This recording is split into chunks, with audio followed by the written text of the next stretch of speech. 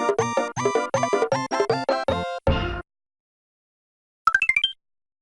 our hearts we must have this lofty purpose, and we must strive for it in all earnestness and sincerity, or our work will come to nothing. In order to succeed, we need leaders of inspired idealism, leaders to whom are granted great visions, who dream greatly and strive to make their dreams come true, who can kindle the people with the fire from their own burning souls. That was an excerpt from Theodore Roosevelt's campaign speech in 1912, talking about the American dream, the ideal by which equality of opportunity is available to any American, allowing the highest aspirations and goals to be achieved. Though the American spirit is still alive today, this definition has drastically changed over the centuries. Everyone interprets the American dream a little differently, ranging from the burgeoning acceptance of an ostracized culture to old-fashioned military patriotism. In this podcast, we'll be taking a look at the local stories that form the different opinions and ambitions of modern America and the changes it has taken. What does freedom mean to you? You're free to do what you want, but Free not. to do your own But you still have a responsibility to your fellow man to not be a pee-pee head. Yeah, freedom is doing what you want without being prosecuted or shunned for it. How and why are you pursuing this dream? I'm in college, that's how. I'm putting myself in thousands of dollars in debt to get a job to pay off that debt, and then when I pay off the debt, I will die. So I joined the military to help pay for college, and it was a way to give back to the world, show that I can contribute, I guess, in the military, because it's something I wanted to do to better myself and give back to the world. In pursuing that is how I'm achieving my own American dream. What was the moment you knew that you would be a computer science major? I wanted to be a police officer, and my dad was like, that doesn't make enough money. So then he made me go be an FBI person, but then it seemed like being good at computers would be good with that. What about you, Jared? I've been artistic my whole life, so everyone was always they always knew I was gonna go to art school. No one was surprised. Everyone was like, yeah, you should do art. Ever since I was I think 14, everyone was like, have you started looking into art colleges and art programs? That's when people really started to get on my ass about it. I apply art to my eyeballs so I can look at it. The pursuit of happiness. That's something that a lot of artists kind of go through. It's gonna make me happy, but is it gonna give me opportunity? What would you think about? What would you say to that? I mean, I'd be happy just to have a job, a design company. Do you have a dream? And if so, what is it? My dream would be having enough money so I don't have to worry financially. The American dream to me is I guess would be freedom. It'd be a lot of the way I envision it is people that come here for refugee, as a refuge or born here or whatever, is they have that freedom to go and do whatever the hell you want to do, Go be a stripper, go try to be a millionaire, run a business, work at a grocery store. I think that's kind of my American dream, is that freedom of doing whatever you want to do. In the early days of YouTube, I heard it be compared very heavily with the original American dream, where everybody has the potential.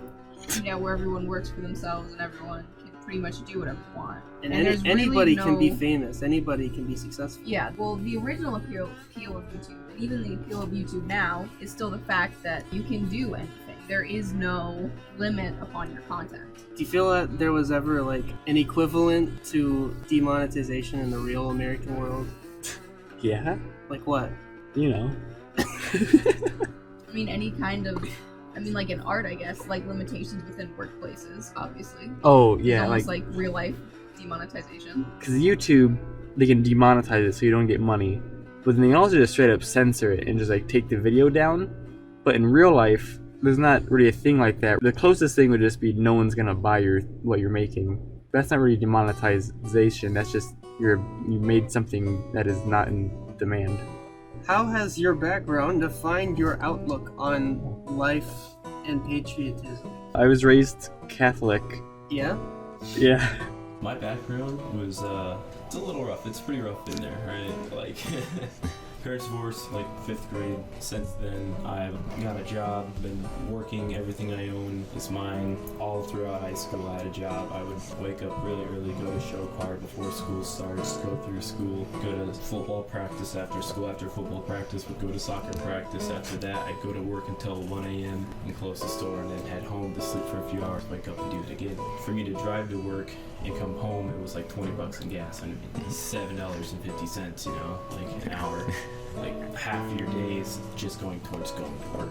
So it was rough. I mean, I didn't get a lot of help from parents. Worse and worse money from me inside. So it was just basically me joining the military to help pay for college so I can go to college was huge. I mean, going to basic, AIT was pretty good money. Came back, got a nice little college car, went to college for 1 semester, met some pretty cool people, and then by chance I just tried to be an RA to help pay for my housing and my board, you know, like a meal plan. So I got that, and that helped out. I guess being an RA was really, really cool. It was a great way to like build a community, to give back, I guess, to give back and give other people the same chance to have a great time. College is really stressful, and I think it's important to have a lot of fun with it. I grew up in the country, so I'm like a guns a-blazing kind of guy. The whole military of like big guns and gunpowder and firepower is really awesome to me. I like that a lot. We had a very the army mentality in our family. My dad was in the army, and he said to my mom that he never wanted any of us to ever like join the army because that's how terrible his experience was. Really? And my grandpa was in the army too, and that was his same thing. He didn't want any of his kids to. That's everybody on that side of the family are very, don't join the army, it'll be the worst experience of your life. And my other grandparents they're Mennonites, so they're against armed violence, so they don't want us joining the army. So as far as patriotism goes, they're not on board. I mean, we weren't raised to be like Patriotism doesn't have to be about war. It can be about, America's fine, but it's not the greatest country. It's not the best country. Like, we're just a landmass. Like, can everyone just go home and off? Which country? See, that's exactly what I'm talking about. Is that who would have said that like 100 years ago? Nobody would have said that. Yeah, exactly. Can you talk more about your American background? I was born in America.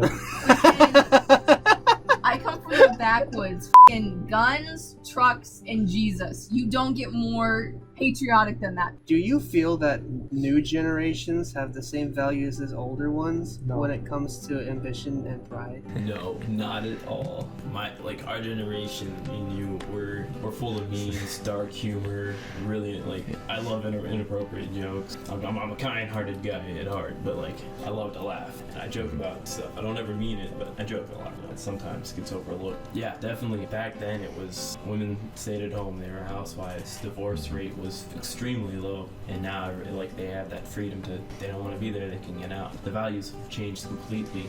Back then, it was you wake up, you go to work, you come home from work, and you're done for the day. That's ingrained.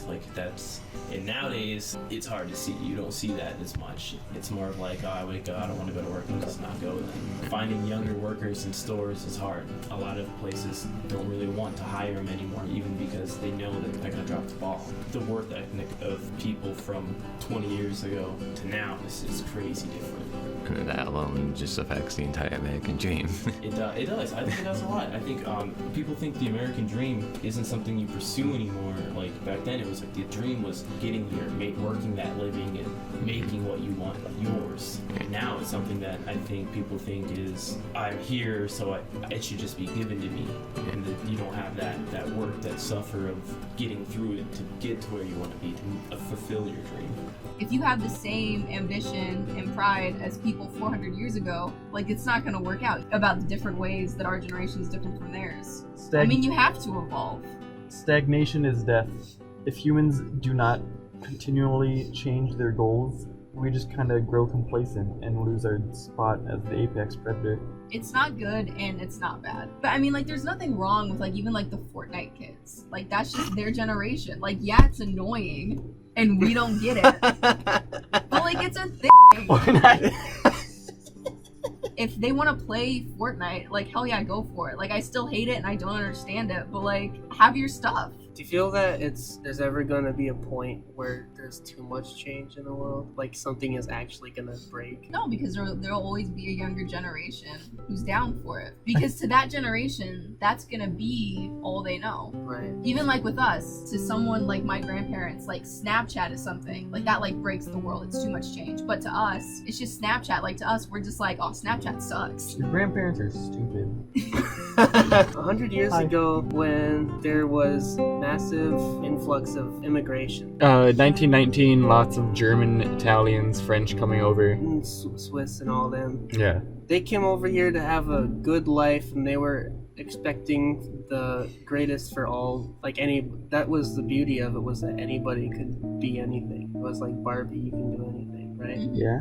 Do you think that attitude has changed at all in the newer generation? I mean, as far as like that goes, I think one is just like the honesty of it, because like that back then, like that was like a lie. I mean, obviously you could come here and like start your own business and things, but you know, not everyone The was American gonna dream have, is a lie? not everybody The was news gonna comes come out. here and have, you know, just this perfect apple pie life. And I think more people, I mean, obviously more people are aware of that now. And it's not like, oh, I'm going to go to college, I'm going to do this thing, or I'm going to have a job and everything's going to work out. Everyone's like, yeah, I'm going to drop out on my second year and I'm going to, you know, be smoking crack behind a dumpster at an airport. I mean, I think more people like realize like their stats in life, you know, just like there's like an 86% chance I get it. Maybe I don't. If not, I'll go work at like Menards. 86% is like pretty good odds. With how much conflict there is in America, is there something like the dream that unifies us? What unifies us is how much we all want that equality, that feeling to rise above and keep persevering. I mean, there's a lot of lower class and a lot of politics. The politics, I think, alone is a divide within our nation, I think, anyway. I know it's supposed to be like, oh yeah, it's like the thing, but it's the way I see it, it's like Democrat, Republican. It's a split down the middle and it just separates us.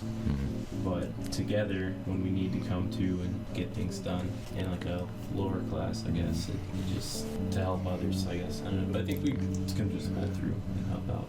In this, we've learned that we're all one people searching for the same dream, spirits floating through a rapid stream, pursuing happiness in a state of union, strengthened by the sweet comfort of freedom.